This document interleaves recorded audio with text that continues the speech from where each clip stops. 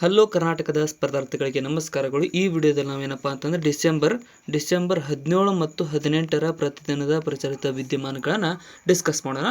So ಅದಕ್ಕೋಸ್ಕರ ಹೊಸ ಬಂದರು ಸಬ್ಸ್ಕ್ರೈಬ್ ಮಾಡಿಕೊಡ್ರಿ ಮತ್ತು ವಿಡಿಯೋನ ಕೊನೆವರೆಗೂ ನೋಡಿ. ತುಂಬ ಇಂಪಾರ್ಟೆಂಟ್ ಆದಂಥ ಕರೆಂಟ್ ಅಫೇರ್ಸ್ ಆಗಿರುತ್ತೆ. ಸೊ ಮೊದಲನೇದಾಗಿ ರಾಷ್ಟ್ರೀಯ ಪಿಂಚಣಿದಾರರ ದಿವಸ, ಪೆನ್ಷನರ್ಸ್ ಡೇ ಅಂತ ಕರಿತೀವಿ ಇಂಗ್ಲೀಷ್ ಒಳಗಡೆ. ಪೆನ್ಷನ್ ಯಾರು ತಗೋತಾರಲ್ಲ ಅಂದರೆ ರಿಟೈರ್ಮೆಂಟ್ ಆದಮೇಲೆ ಅವ್ರಿಗೆ ಪೆನ್ಷನ್ ಸಿಗುತ್ತಲ್ಲ, ಸೊ ಅದು ಅವರ ಒಂದು ಮಹತ್ವತೆಯ ತೀರ್ಪಿಗಾಗಿ ಒಂದು ಸುಪ್ರೀಂ ಕೋರ್ಟ್ ತೀರ್ಪು ನೀಡುತ್ತೆ. ಅದರ ಒಂದು ಉದ್ದೇಶಿತವಾಗಿ ಡಿಸೆಂಬರ್ ಯಾವ ದಿನ ಅಂತಂದರೆ ಡಿಸೆಂಬರ್ 17ರಂದು ಪ್ರತಿ ವರ್ಷ ಈ ಒಂದು ರಾಷ್ಟ್ರೀಯ ಪಿಂಚಣಿದಾರರ ದಿವಸ ಅಂತ ಆಚರಿಸುತ್ತಾ ಬರಲಾಗುತ್ತಿದೆ. ನೆಕ್ಸ್ಟ್ ನೋಡೋದಾದ್ರೆ ಇದ್ರ ಬಗ್ಗೆ ನೋಡೋದು ಅದನ್ನ ಹೇಳಿದ್ನಲ್ಲ, 1982ರಲ್ಲಿ ಈ ಒಂದು ಸುಪ್ರೀಂ ಕೋರ್ಟ್ ಪಿಂಚಣಿಯ ಮೇಲೆ ಮಹತ್ವದ ತೀರ್ಪನ್ನು ನೀಡಿತು. ಸೊ ಅದಕ್ಕೋಸ್ಕರ 1982 ಡಿಸೆಂಬರ್ 17ರಂದು ಆ ದಿನವನ್ನು ಸವಿನೆನಪಿಗಾಗಿ ಪಿಂಚಣಿದಾರರ ದಿವಸ ಅಂತ ಆಚರಿಸುತ್ತಾ ಬರಲಾಗುತ್ತಿದೆ. ನೆಕ್ಸ್ಟ್ ನೋಡೋದಾದರೆ 87ನೇ ಕನ್ನಡ ಸಾಹಿತ್ಯ ಸಮ್ಮೇಳನ ನಡೀತಾ ಇದೆ ಮಂಡ್ಯದಲ್ಲಿ. ಸೊ ಈ ಒಂದು ಸಮ್ಮೇಳನ ನಡೀತಕ್ಕಂಥ ವೇದಿಕೆ ಹೆಸರಾಗಿ ಯಾರ ಹೆಸರನ್ನು ಘೋಷಿಸಲಾಗಿದೆ ಅಂತ ಕೇಳಿದ್ದಾರೆ. ಸೊ ಆ ಒಂದು ವೇದಿಕೆಗೆ ಯಾರ ಹೆಸರನ್ನು ಘೋಷಿಸಲಾಗಿದೆ ಅಂತಂದರೆ ಇತ್ತೀಚೆಗೆ ನಿಧನರಾದಂತಹ SM ಕೃಷ್ಣರವರು, ನಮ್ಮ ಕರ್ನಾಟಕದ ಮಾಜಿ CM ಆದಂಥ SM ಕೃಷ್ಣರವರಿಗೆ ಈ ಒಂದು ಅವರ ಹೆಸರನ್ನು ಈ ಒಂದು 87ನೇ ಕನ್ನಡ ಸಾಹಿತ್ಯ ಸಮ್ಮೇಳನದ ವೇದಿಕೆಯ ಹೆಸರನ್ನಾಗಿ ಇರಿಸಲಾಗಿದೆ. ಸೊ ಇನ್ನು 87ನೇ ಅಖಿಲ ಭಾರತ ಕನ್ನಡ ಸಾಹಿತ್ಯ ಸಮ್ಮೇಳನ ಮಂಡ್ಯದಲ್ಲಿ ನಡೆಯಲಿದೆ. ನೆಕ್ಸ್ಟ್ ಮಹೇಶ್ ಜೋಶಿ ಅದರ ಅಧ್ಯಕ್ಷರಾಗಿದ್ದಾರೆ.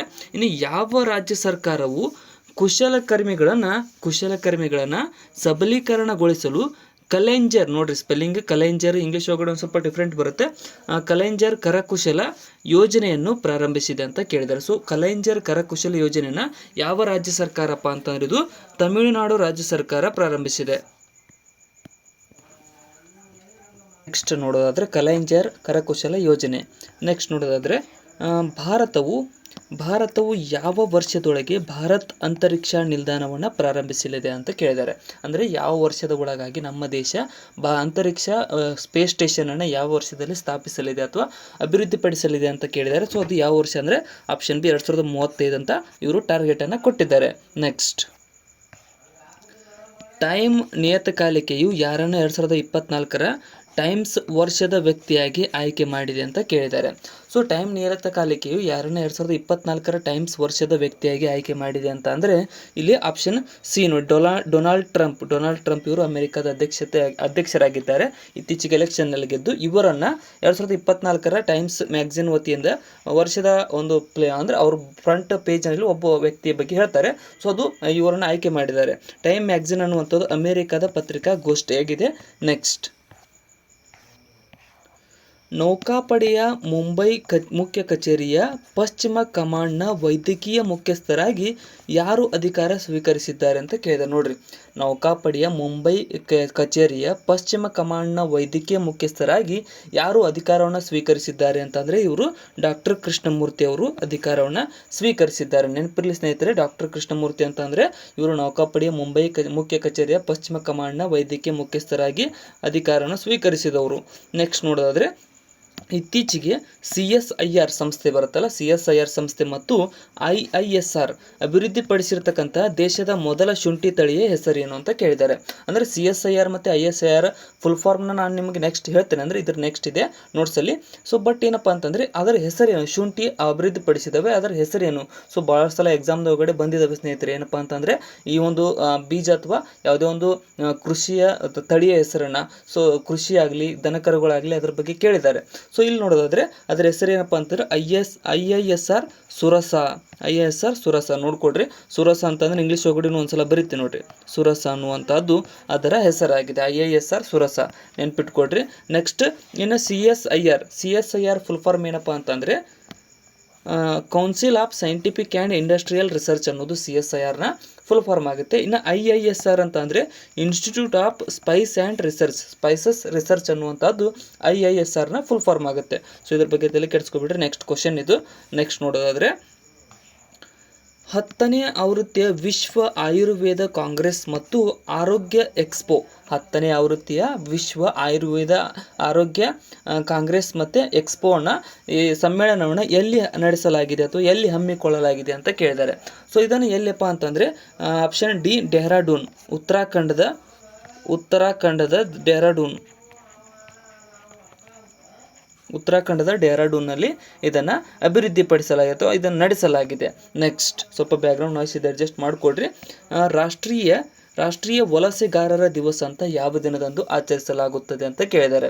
ಸೊ ರಾಷ್ಟ್ರೀಯ ವಲಸೆಗಾರರ ದಿವಸ ಅಂತ ಡಿಸೆಂಬರ್ 18ರಂದು ಆಚರಿಸಲಾಗುತ್ತದೆ. ಪ್ರತಿ ವರ್ಷದ ಡಿಸೆಂಬರ್ 18 ರಾಷ್ಟ್ರೀಯ ಮೈಗ್ರೆಂಟ್ಸ್ ಡೇ ಅಂತ ಕರೀತಾರೆ. ನೆಕ್ಸ್ಟ್ ನೋಡೋದಾದರೆ, ಮೊದಲನೇ ಆವೃತ್ತಿಯ ಭಾರತೀಯ ಸಮುದ್ರ ಪರಂಪರೆಯ ಸಮ್ಮೇಳನವು ಎಲ್ಲಿ ನಡೆಯಿತು ಅಂತ ಕೇಳಿದ್ರೆ ನೋಡ್ರಿ, ಇದೇ ಫಸ್ಟ್ ಟೈಮ್ ನಡೆದಿದೆ. ಭಾಳ ಇಂಪಾರ್ಟೆಂಟ್. ಇಂಡಿಯಾದ ಮೆರಿಟೈಮ್ ಹೆರಿಟೇಜ್ ಕಾನ್ಕ್ಲೇವ್ ಅಂತ ಕರಿತೀವಿ 2024. ಇದು ಎಲ್ಲಿ ನಡೆದಿದೆಯಪ್ಪ ಅಂತಂದರೆ, ಇದು ನಡೆದಿರ್ತಕ್ಕಂಥದ್ದು ಎಲ್ಲಿಪ್ಪ ಅಂತಂದರೆ ನವದೆಹಲಿಯಲ್ಲಿ ಇದನ್ನು ನಡೆಸಲಾಗಿದೆ. ಇದು ಏನಪ್ಪ ಅಂತಂದರೆ ಒಂದು ಸಮುದ್ರದಲ್ಲಿರ್ತಕ್ಕಂಥ ನೌಕಾಯಾನಕ್ಕೆ ಸಂಬಂಧಪಟ್ಟಿದ್ದಾಗಿದೆ. ಇದು IMHI ಅಂದರೆ ಇಂಗ್ಲೀಷ್ ಒಳಗಡೆ ನೋಡಿ, IMHC ಅಂತ ಅಂದರೆ ಇಂಡಿಯಾ ಮೆರಿಟೈಮ್ ಹೆರಿಟೇಜ್ ಕಾನ್ಕ್ಲೇವ್ ಅನ್ನೋದಾಗುತ್ತೆ. ಮತ್ತು ಇದು ಡಿಸೆಂಬರ್ 11ರಿಂದ 12ರವರೆಗೆ ಅಂದರೆ 2 ದಿನದವರೆಗೆ ಇದು ನಡೆದಿರ್ತಕ್ಕಂಥದ್ದು ಕಾರ್ಯಕ್ರಮ. ಯಾವುದರ ವತಿಯಿಂದ ಅಂದರೆ by ministry of ports, shipping and waterways ಅಂತ ಮಿನಿಸ್ಟ್ರಿ ಬರುತ್ತಲ್ಲ, ಕೇಂದ್ರ ಸಚಿವಾಲಯ. ಸೊ ಇದರ ವತಿಯಿಂದ ಈ ಸಭೆಯನ್ನು ನಡೆಸಲಾಗಿದೆ. ನೆಕ್ಸ್ಟ್, $400 ಬಿಲಿಯನ್ ಮೌಲ್ಯದ ಸಂಪತ್ತು ಹೊಂದಿದ ಮೊಟ್ಟ ಮೊದಲ ವ್ಯಕ್ತಿಯಾಗಿ ಯಾರು ಹೊರಹೊಮ್ಮಿದ್ದಾರೆ ಅಂತ ಕೇಳಿದ್ರೆ, ಅಂದರೆ ವಿಶ್ವದಲ್ಲಿ ಈ ದಾಖಲೆಯನ್ನು ಮಾಡಿರ್ತಕ್ಕಂಥ ಮೊದಲ ವ್ಯಕ್ತಿ. ಸೊ ಈ ರೀತಿಯಾಗಿ $400 ಬಿಲಿಯನ್ ಮೌಲ್ಯದ ಸಂಪತ್ತನ್ನು ಹೊಂದಿದ ಮೊಟ್ಟ ಮೊದಲ ವ್ಯಕ್ತಿಯಾಗಿ ಯಾರು ಹೊರಹೊಮ್ಮಿದ್ದಾರೆ ಅಂತ ಅಂದರೆ ಇಲ್ಲಿ ಆಪ್ಷನ್ ಬಿ, ಎಲಾನ್ ಮಸ್ಕ್ ರವರು ಹೊರಹೊಮ್ಮಿದ್ದಾರೆ. ನೆಕ್ಸ್ಟ್, ಎಲಾನ್ ಮಸ್ಕ್ ಇದಾರಲ್ಲ, ಇವರು ಟೆಸ್ಲಾ, ಸ್ಪೇಸ್ಎಕ್ಸ್ ಮತ್ತು ಟ್ವಿಟ್ಟರ್ ಇವ್ರದ್ದಿದೆ, ಸ್ಟಾರ್ಲಿಂಕ್ ಇದೆ, ಮೊದಲಾದ ಪ್ರತಿಷ್ಠಿತ ಸಂಸ್ಥೆಗಳ ಮುಖ್ಯಸ್ಥರಾಗಿದ್ದಾರೆ. ಸೊ ಫೇಮಸ್ ಇವಾಗ ಪ್ರೆಸೆಂಟ್ ಏನಪ್ಪ ಅಂದರೆ ಇವರು ವಿಶ್ವದ ಅತ್ಯಂತ ಶ್ರೀಮಂತ ವ್ಯಕ್ತಿಯಾಗಿ ಕೂಡ ಇದ್ದಾರೆ. ಗೂಗಲ್ನಲ್ಲಿ ಸರ್ಚ್ ಮಾಡಿದಾಗ ಏನಪ್ಪ ಅಂತ ಅಂದರೆ ಅದನ್ನು ಯಾಕೆ ಕೊಟ್ಟಿಲ್ಲ ಅಂತಂದರೆ ಈ ಶ್ರೀಮಂತ ವ್ಯಕ್ತಿ ಅನ್ನೋದು ವೇರಿಯೇಷನ್ ಆಗ್ತಾ ಇರುತ್ತೆ. ಸೊ ಅದಕ್ಕೋಸ್ಕರ ನೀವು ಲಾಸ್ಟ್ ಮೂಮೆಂಟ್ ಪ್ರಿಪ್ರೇಷನ್ ಅಂದರೆ ಎಕ್ಸಾಮ್ ನಾಳೆ ಇರುತ್ತದೆ, ಇವತ್ತು ಇಂಥ ಪ್ರಶ್ನೆಗಳನ್ನು ಗೂಗಲ್ ಮಾಡ್ಕೊಂಡು ಹೋಗಬೇಕು. ವಿಶ್ವದ ಅತ್ಯಂತ ಶ್ರೀಮಂತ ವ್ಯಕ್ತಿ ಯಾರು, ನಮ್ಮ ಡಾಲರ್ ರೇಟ್ ಏನಿದೆ ಅಂಥವೆಲ್ಲ ನೋಡ್ಕೊಂಡು ಹೋಗಬೇಕು. ನೆಕ್ಸ್ಟ್, ಇತ್ತೀಚೆಗೆ ರಾಷ್ಟ್ರಪತಿಯವರು ಜನರಲ್ ಅಶೋಕ್ ರಾಜ್ ಸಿಂಘೇಲ್ ಅವರಿಗೆ ಭಾರತೀಯ ಸೇನೆಯ ಗೌರವ ಜನರಲ್ ಪದವಿಯನ್ನು ನೀಡಿ ಗೌರವಿಸಿದ್ದಾರೆ ಆಲ್ರೆಡಿ. ಅವರು ಯಾವ ದೇಶದವರು ಅಂತ ಕೇಳಿದ್ದಾರೆ. ಸೊ ಸಿಂಘೇಲ್ ಅನ್ನುವಂಥವ್ರವರು ನೇಪಾಳ ದೇಶದವರಾಗಿದ್ದು ಇವರಿಗೆ ದ್ರೌಪದಿ ಮುರ್ಮುರವರು ಏನಪ್ಪ ಅಂದರೆ ನಮ್ಮ ಭಾರತೀಯ ಜನರಲ್ ಪ್ರಶಸ್ತಿಯನ್ನು ನೀಡಿ ಗೌರವಿಸಿದ್ದಾರೆ ಸೇನೆಯದ್ದು. ಏನಪ್ಪ ಅಂದರೆ ಇದು ಯಾಕೆ ಕೊಟ್ಟಿದ್ದಾರೆ ಅಂತಂದರೆ ನಮ್ಮ ಸೇನಾ ಮುಖ್ಯಸ್ಥರಾದಂಥ ಉಪೇಂದ್ರ ದ್ವಿವೇದಿರವರು ಇದ್ರಲ್ಲ, ಅವರಿಗೆ ನೇಪಾಳ ಸರ್ಕಾರ ಕೂಡ ಅದರ ಒಂದು ಸೇನಾದ ಅತ್ಯುನ್ನತ ಪ್ರಶಸ್ತಿಯನ್ನು ನೀಡಿದ್ರು. ಸೊ ಅದರ ರೀತಿಯಾಗಿ ಅವರಿಗೆ ಇಲ್ಲಿ ವಾಪಸ್ ಕರೆಸಿ ನಾವು ಅಶೋಕ್ ರಾಜ್ ಸಿಂಘೇಲ್ ರವರಿಗೆ ಆ ಪ್ರಶಸ್ತಿಯನ್ನು ನೀಡಿ ಗೌರವಿಸಲಾಗಿದೆ. ನೆಕ್ಸ್ಟ್, ಇತ್ತೀಚೆಗೆ ನಿಧನರಾದಂತಹ ಪದ್ಮಭೂಷಣ ಪುರಸ್ಕೃತ ಜಾಕೀರ್ ಹುಸೇನ್ ಅವರು ಯಾವ ವಾದಕ ನುಡಿಸುತ್ತಿದ್ದರು ಅಂತ ಕೇಳಿದರೆ, ಭಾಳ ಇಂಪಾರ್ಟೆಂಟ್ ಸ್ನೇಹಿತರೆ.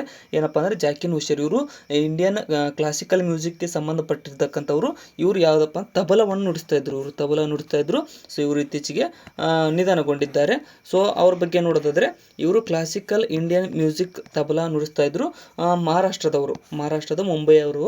ಮತ್ತು ಇವರಿಗೆ ಪ್ರಶಸ್ತಿ ಯಾವ್ಯಾವ ಸಿಕ್ಕಿದಾವೆ ಅಂದರೆ ಪದ್ಮಶ್ರೀ ಪ್ರಶಸ್ತಿ ಸಿಕ್ಕಿದೆ 1988ರಲ್ಲಿ, ಪದ್ಮಭೂಷಣ ಸಿಕ್ಕಿದೆ 2002ರಲ್ಲಿ, ಅದೇ ರೀತಿ ಪದ್ಮವಿಭೂಷಣ ಸಿಕ್ಕಿದೆ 2023ರಲ್ಲಿ, ಸಂಗೀತ ನಾಟಕ ಅಕಾಡೆಮಿ ಪ್ರಶಸ್ತಿ 1990ರಲ್ಲಿ ಇವರಿಗೆ ದೊರೆತಿದ್ದಾವೆ. ನೆಕ್ಸ್ಟ್, 2024-25ನೇ ಸಾಲಿನ ಸೈಯದ್ ಮುಸ್ತಾಕ್ ಅಲಿ ಟ್ರೋಫಿಯನ್ನು ಯಾವ ತಂಡ ಗೆದ್ದಿದೆ ಅಂತ ಕೇಳ್ತಾರೆ. ಸೊ ಸೈಯದ್ ಮುಸ್ತಾಕ್ ಅಲಿ ಟ್ರೋಫಿ ಅಂತಂದರೆ ಇದೊಂದು T20 ಟೂರ್ನಮೆಂಟ್. ಇದು T20 ಟೂರ್ನಮೆಂಟ್ ಆಗಿದ್ದು ಅಂದರೆ ನಮ್ಮ ದೇಶದೊಳಗಿರ್ತಕ್ಕಂಥ 36 ರಣಜಿ ಟೀಮ್ಸ್ ಇರ್ತಾವಲ್ಲ ಅವು ಪಾರ್ಟಿಸಿಪೇಟ್ ಮಾಡಿರ್ತವೆ. ಸೊ ಇಲ್ಲಿ ಗೆದ್ದಿರ್ತಕ್ಕಂಥದ್ದು ಮುಂಬೈ. ಶ್ರೇಯಸ್ ಅಯ್ಯರ್ ಅದರ ಕ್ಯಾಪ್ಟನ್ ಆಗಿದ್ದರು. ಈ ಮುಂಬೈ ತಂಡ ಈ ಒಂದು ಏನಪ್ಪ ಅಂದರೆ 2024-25 ಸಾಲಿನ ಸೈಯದ್ ಮುಸ್ತಾಕ್ ಅಲಿ ಟ್ರೋಫಿಯನ್ನು ಗೆದ್ದಿರ್ತಕ್ಕಂಥ ತಂಡವಾಗಿದೆ. ಸೊ ಅದರ ಬಗ್ಗೆ ನೋಡೋದಾದರೆ Syed Mushtaq Ali trophy 2024-25 T20 tournament ಇದು. ಅಲ್ಲಿ ಫೈನಲ್ದಲ್ಲಿ ಸೋತಿರ್ತಕ್ಕಂಥದ್ದು ಯಾವುದಪ್ಪ ಅಂದರೆ ಮಧ್ಯಪ್ರದೇಶ್. ಮತ್ತು ಫೈನಲ್ ಮ್ಯಾಚ್ ಎಲ್ಲಿ ನಡೆದಿತ್ತು ಅಂದರೆ ನಮ್ಮ ಬೆಂಗಳೂರಿನ ಚಿನ್ನಸ್ವಾಮಿ ಕ್ರೀಡಾಂಗಣದಲ್ಲಿ ಫೈನಲ್ ಮ್ಯಾಚ್ ನಡೆದಿರ್ತಕ್ಕಂಥದ್ದು. ಮತ್ತು ಈ ಒಂದು ಟೋಟಲ್ ಸಿರೀಸ್ನಲ್ಲಿ ಅತಿ ಹೆಚ್ಚು ರನ್ನನ್ನು ಗಳಿಸಿರ್ತಕ್ಕಂಥದ್ದು ಯಾರಪ್ಪ ಅಂತಂದರೆ ಅಜಿಂಕ್ಯ ರಹಾಣೆರವರು. ಮತ್ತು ಇವರಿಗೆ ಪ್ಲೇಯರ್ ಆಫ್ ದಿ ಸಿರೀಸ್ ಅವಾರ್ಡನ್ನು ಕೂಡ ಕೊಟ್ಟಿದ್ದಾರೆ, ಅಜಿಂಕ್ಯ ರಹಾಣೆ. ನೆಕ್ಸ್ಟ್, ಸೊ ಇಲ್ಲಿಗೆ ಈ 2 ದಿನದ ಕರೆಂಟ್ ಅಫೇರ್ಸ್ ಮುಕ್ತಾಯಗೊಂಡಿದೆ. ನಾಳೆ ಡೈಲಿ ಕರೆಂಟ್ ಅಫೇರ್ಸ್ ಬರ್ತಾ ಇರುತ್ತೆ. ಸೊ ಅದನ್ನು ಕೂಡ ನೋಡ್ಕೊಡ್ರಿ. ಮತ್ತು ಇದರ ನೋಟ್ಸ್ ಬೇಕಂತಿದ್ರೆ ಡಿಸ್ಕ್ರಿಪ್ಷನ್ ಇರತಕ್ಕಂಥ ನಮ್ಮ ವಾಟ್ಸಪ್ ಮತ್ತು ಟೆಲಿಗ್ರಾಮ್ ಲಿಂಕ್ಗಳಲ್ಲಿ ಹೋಗಿ ನೀವು ಲಾಗಿನ್ ಆದರೆ ಅದನ್ನು ಕೂಡ ಸಿಗುತ್ತೆ ನಿಮಗೆ. ಮತ್ತು ಏನಪ್ಪ ಅಂದರೆ ಆದಷ್ಟು ಶೇರ್ ಮಾಡಿ, ಕಮೆಂಟ್ ಸೆಕ್ಷನ್ದಲ್ಲಿ ಕಮೆಂಟ್ ಕೂಡ ಮಾಡಿ. Thank you so much.